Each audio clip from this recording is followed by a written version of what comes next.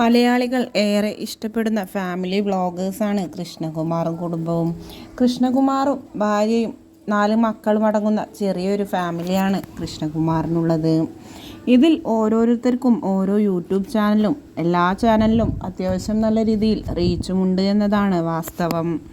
ഇപ്പോഴിതാ കഴിഞ്ഞ ദിവസമായിരുന്നു ദിയ കൃഷ്ണയുടെയും അശ്വിൻ്റെയും ജീവിതത്തിലെ ഒരു പ്രധാനപ്പെട്ട പൂജ നടന്നത്.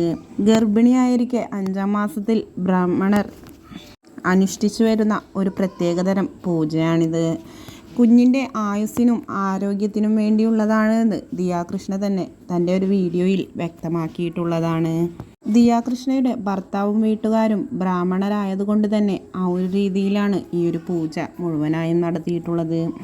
ഇപ്പോഴിതാ പൂജക്ക് അഹാനയുടെ അനിയത്തിമാരൊന്നും കണ്ടില്ല എന്ന് പറഞ്ഞുകൊണ്ടാണ് നിരവധി കമൻറ്റുകൾ എത്തുന്നത്.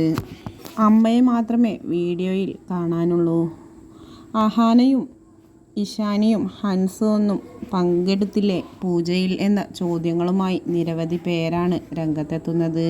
അതിൻ്റെ കാരണം വ്യക്തമാക്കിക്കൊണ്ട് അഹാനയോ ദിയയോ ആരെങ്കിലുമെല്ലാം ലൈവിലെത്തുമെന്നാണ് ആരാധകർ പ്രതീക്ഷിക്കുന്നത്.